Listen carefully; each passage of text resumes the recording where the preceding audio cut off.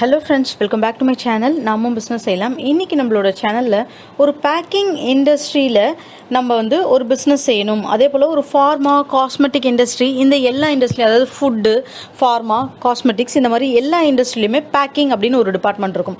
அந்த பேக்கிங்க்கு தேவைப்படக்கூடிய ஐட்டம்ஸ் நம்ம சப்ளை பண்ணுறோம் அப்படின்னும் போது கண்டிப்பாக அது ரொம்ப ப்ராஃபிட்டபிளான ஒரு பிஸ்னஸாக இருக்குங்க.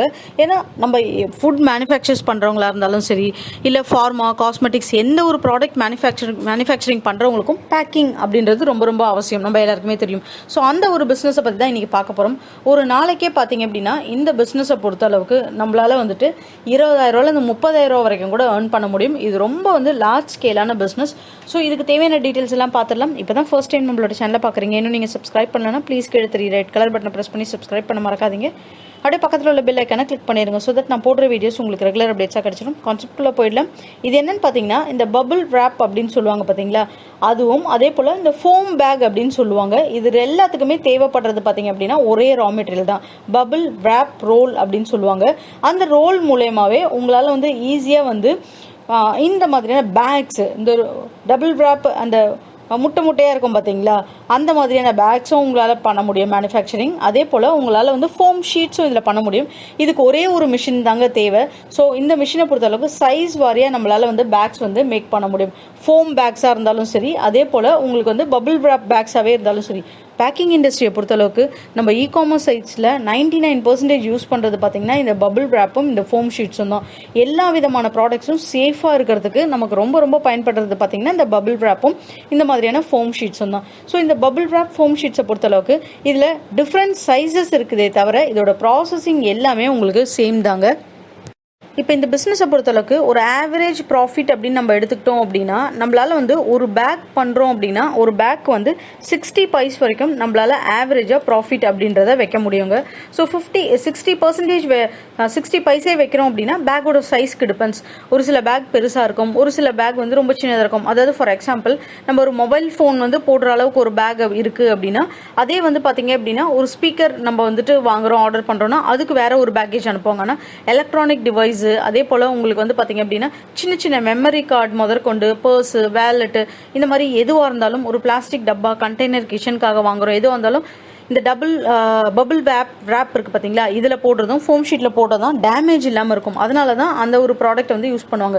ஸோ 60 பைஸ் நம்ம இதில் மார்ஜின் வைக்கிறோம் அப்படின்னும் போது ஒரு நாளைக்கு பார்த்தீங்க அப்படின்னா நமக்கு 24,000 பேக்ஸ் கிட்ட நம்மளால் கட் பண்ணி இந்த மாதிரி போட முடியும். ஸோ நம்மளோட இன்கம் பார்த்தீங்கன்னா கிட்டத்தட்ட 14,000 வரைக்கும் இன்கம் அப்படின்றத நம்மளால் எடுக்க முடியும் இந்த ஒரு பிஸ்னஸ்லேருந்து. இது எல்லாமே டிபெண்டிங் ஆஃப் நம்மளோட பேக் தாங்க.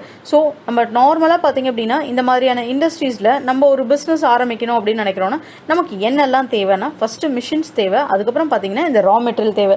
மிஷினை பொறுத்த அளவுக்கு நமக்கு நார்மலாக பார்த்தீங்கன்னா 5 லட்ச ரூபாலேருந்து இந்த மிஷின் அவைலபிளாக இருக்குது. இதுக்கு தேவைப்படுற ரா மெட்டீரியல்னு பார்த்தீங்கன்னா LDPE அப்படின்னு சொல்லுவாங்க. அந்த ஒரு ரா மெட்டீரியல் தான் இதுக்கு உங்களுக்கு முக்கியமாக தேவை.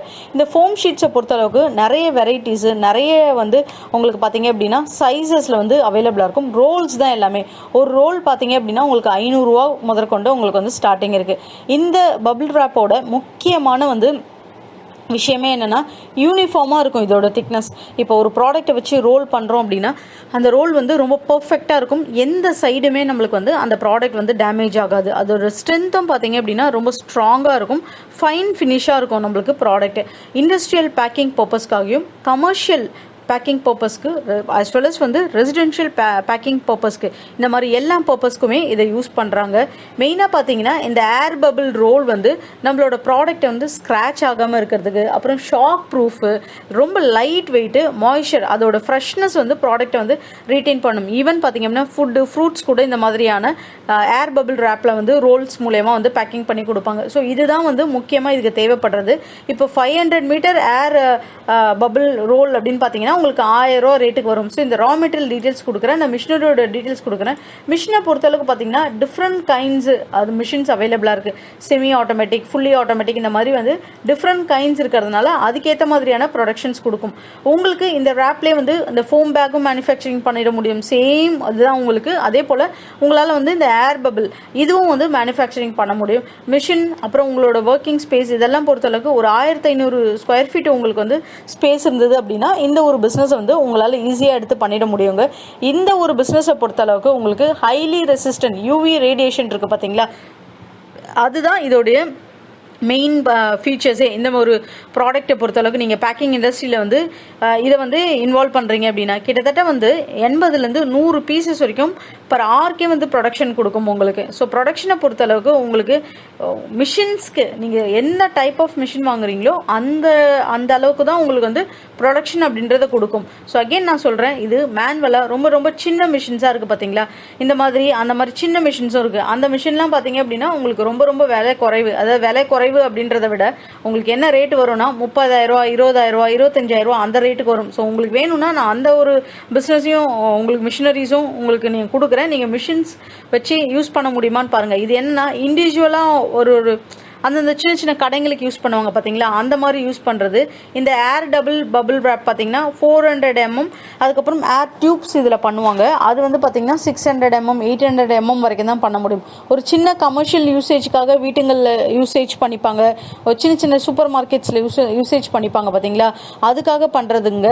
இது வந்து பார்த்தீங்கன்னா 30 மீட்டர் வரைக்கும் பர் மினிட்க்கு பண்ண முடியும். அதே போல் 12 kg தான் இந்த மிஷினே இருக்கும். உங்களுக்கு ரொம்ப சின்னதாக இருக்கும் சிம்பிளாக.